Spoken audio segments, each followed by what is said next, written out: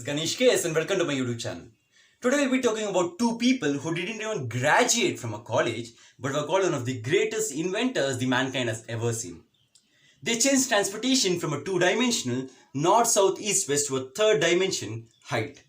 They are the people today who are responsible for building $1 billion industry, the aerospace business, the largest industry in the world. They are the people who made flying from a dream to reality. Yes, you would have guessed it by now, the Wright brothers. Would you believe if I tell you the Wright brothers were bicycle mechanics? Yes. What an history to talk about.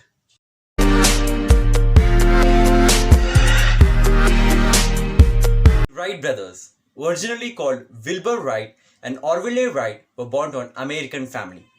Their father name was Milton and their mother name was Susan Wright. Their family was a very loving family, an encouraging family. They always encouraged their kids to learn and do more things. Wilbur was an elder boy among them. Wilbur was born in 1867, whereas Orville was born in 1871.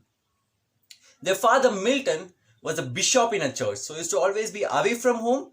He doesn't come to home so often, but when he does so, he brings back gift. He sends a lot of letters back home.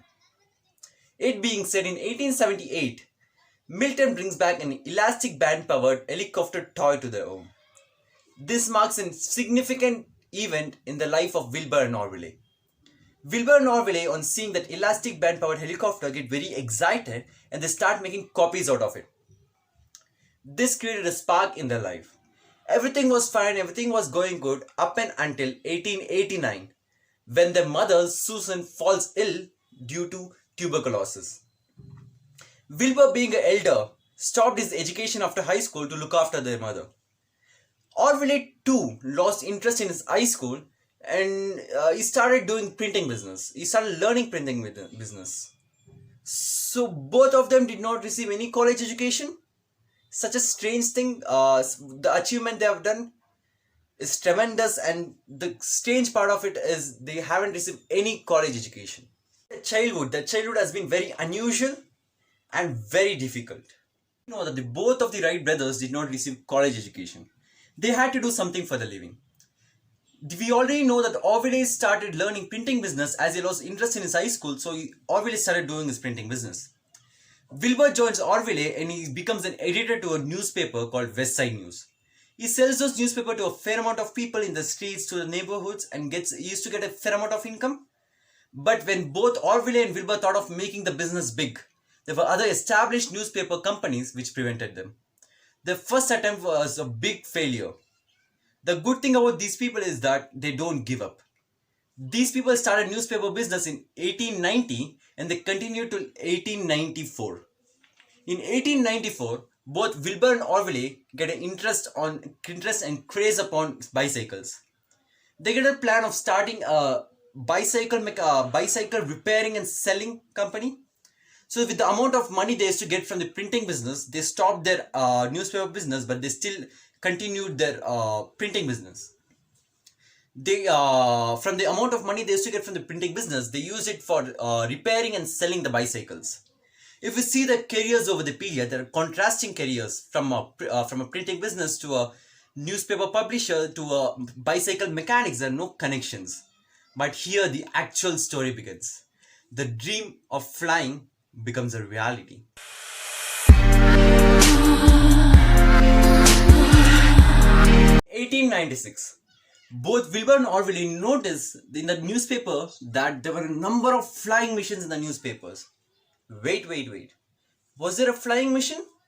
You told Wright brothers invented the flying mission, right? Here's where most of the people have misunderstood this thing. There were already existing flying missions available even before the Wright brothers invented the plane. Here is the actual story. They look at it in the newspaper and they see these primitive flying missions which lacked control. Yes, you heard it right. All the flying missions lacked a proper control. They were not controllable. Seeing this, Wilbur and Orville get an interest in making a flying mission that was controllable.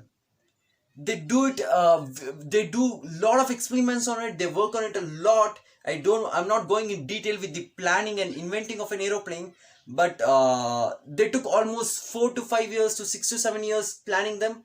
They did so many trials with unmanned trials, with manned trials, and at the end of 1905, 1905 is the time when they had actually completed inventing a proper flying machine that was controllable.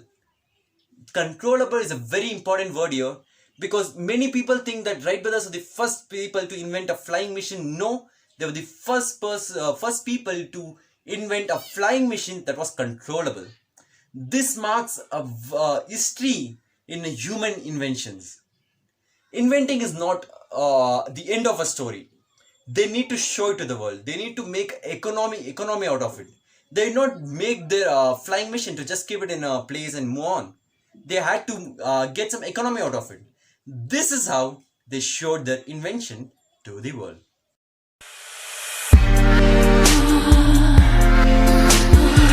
Yes, showing it to the world.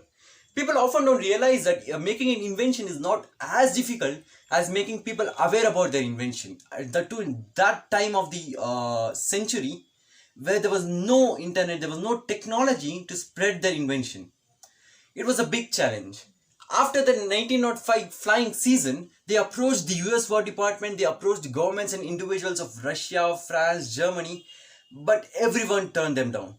Some even called them cracks, and some even called, if two bicycle mechanics could create a plane, why can't we? It was a very hard time for both Wilbur and Orville, but they always persisted in the idea and they waited for 2 more years. In 1907 and 1908, the US Army and a French businessman buys their invention, the aeroplanes. But every time things don't go your way. In 1908 and in 1909, Wilbur goes to Europe and Orville goes to Virginia to show their invention to the world. Orville unfortunately loses a propeller while flying, and he kills one of the passengers, and he also injures his leg. This is one of the greatest events which took place in their lives. Orville go back to Wilbur. Wilbur is now in Europe, in France, showing his invention, is breaking records, is going very well. And after Orville breaking his leg, he goes back to Wilbur, and both of them stay there.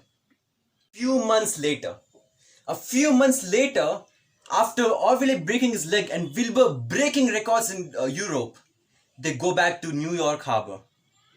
In the New York Harbor, one of the greatest events the mankind has ever witnessed.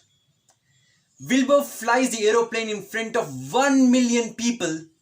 The video is still available in YouTube, and every time I see that video, I get goosebumps. One of the greatest events which has occurred in human history.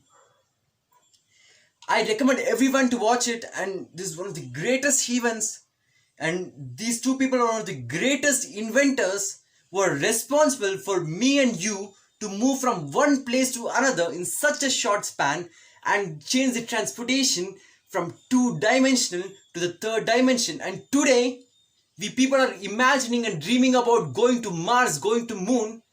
The stepping stone of all this, they need to be remembered, they need to be told and talked about everywhere. The stepping stone for all these dreams about going to Mars is because of these Wright brothers. Like this video, please don't forget to like, share and subscribe.